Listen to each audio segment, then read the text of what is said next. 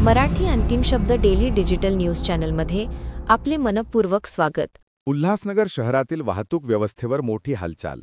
वाहतूक समस्या, smart parking व ट्रक टर्मिनल विषयक आयुक्तांकडून सविस्तर आढावा बैठक, ठोस निर्णयांची मालिका।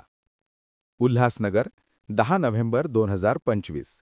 उल्हासनगर शहरातील वाढत्या वाहतूक समस्यांवर नियंत्रण मिळविणे, अनधिकृत रिक्षा थांबे बंद करणे, अवजड वाहनांसाठी जागा निश्चित करणे तसेच स्मार्ट पार्किंग प्रणाली आणि ट्रक टर्मिनलशी संबंधित अडचणी सोडविण्यासाठी आज दुपारी 12 वाजता उल्हासनगर महानगरपालिकेच्या आयुक्तांच्या अध्यक्षतेखाली महत्त्वपूर्ण बैठक घेण्यात आली। सदर बैठकीस उपप्रादेशिक परिवहन अधिकारी, शहर वाहतूक उपशाखेचे वरिष्ठ पोलीस निरीक्षक, नगररचना विभागाचे अधिकारी, सहाय्यक आयुक्त आणि संबंधित विभागांचे अधिकारी उपस्थित होते। सर्व उपस्थितांचे नोंदपत्रक तयार करण्यात आले असून बैठकीदरम्यान झालेल्या चर्चेनुसार आयुक्तांनी विविध महत्त्वपूर्ण निर्देश जारी केले। बैठकीतील प्रमुख निर्णय व कार्यवाहीचे आदेश। 1. अनधिकृत रिक्षा थांबे हटविणे। उपप्रादेशिक परिवहन विभागाने शहरातील सर्व अनधिकृत रिक्षा थांब्यांची यादी शहर वाहतूक उपशाखा व महानगरपालिकेस उपलब्ध करून देण्याचे आदेश देण्यात आले। यादी प्राप्त झाल्यानंतर बेकायदेशीर रिक्षा थांब्यांवर नियमित कारवाई करून ते बंद करण्यात येतील।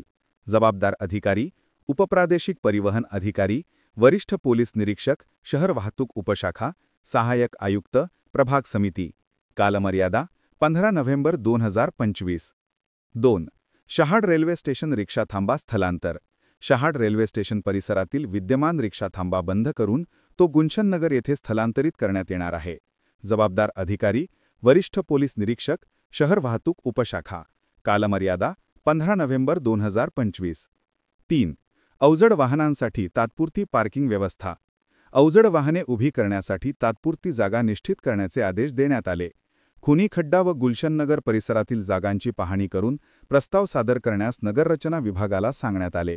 जबाबदार अधिकारी, सहाय्यक संचालक, नगररचना। कालमर्यादा 30 नोव्हेंबर 2025। 4. लोडिंग अनलोडिंगसाठी वेळ निश्चिती SOP।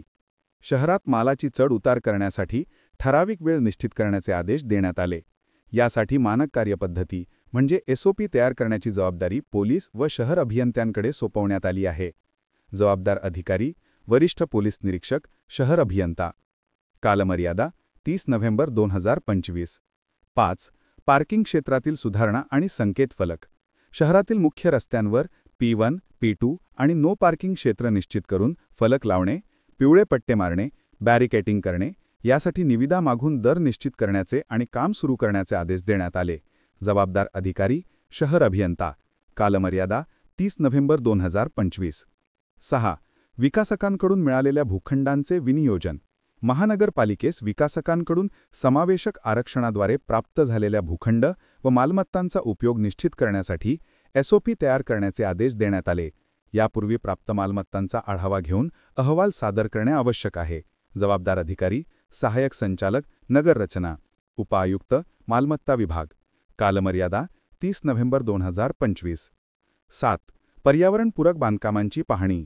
शहरात सुरू असलेल्या बांधकामांमुळे प्रदूषण होणार नाही यासाठी नगररचना विभाग व प्रभाग समिती यांनी बांधकाम स्थळांची पाहणी करून पर्यावरणीय उपाययोजना सुरू आहेत का हे तपासावे।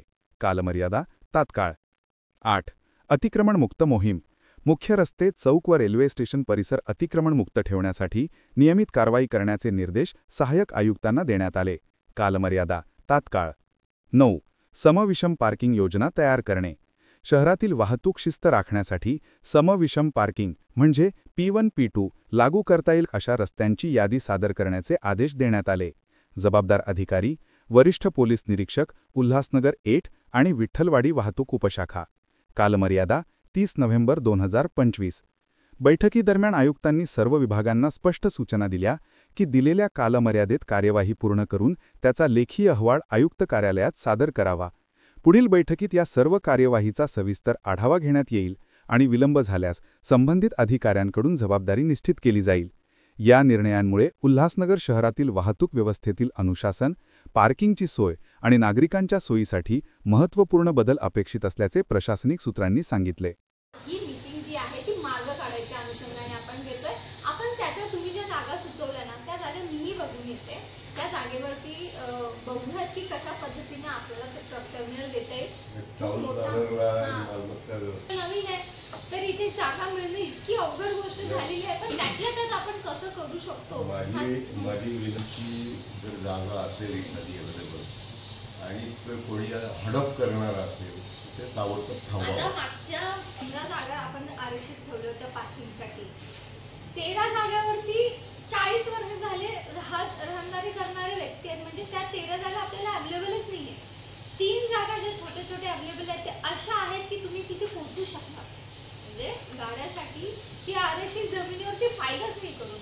तर असे 2004 ट्रक टर्मिनलसाठी राखीव ठेवावी म्हणून असं आपण त्यावेळेस सांगितलं, कारण की ते सेंटर ऑफ प्लेस आहे. 17 मध्ये आलेलं नाहीये तसं आपल्या 17चा जो हा. म्हणून तर सो आज मी तेच म्हणते की जेव्हा ॲज अ प्रशासन म्हणून पण मी आज बसलेली आहे, तर उद्या बॉडी पण मी, तर माझी हाच प्रयत्न असेल की कशा आपल्याला ह्याच्यावरून तोडगा काढता येईल. बिकॉज शेवटी किती नाही म्हटलं तरी हे शहर इंडस्ट्रियल शहर आहे, इथे किती नाही म्हटलं तरी ट्रक जास्त येणार, माल वाहतूक होणार आहे, तर त्याच्यावरती तोडगा काढणं सर्वाधिक महत्त्वाची बाब आहे.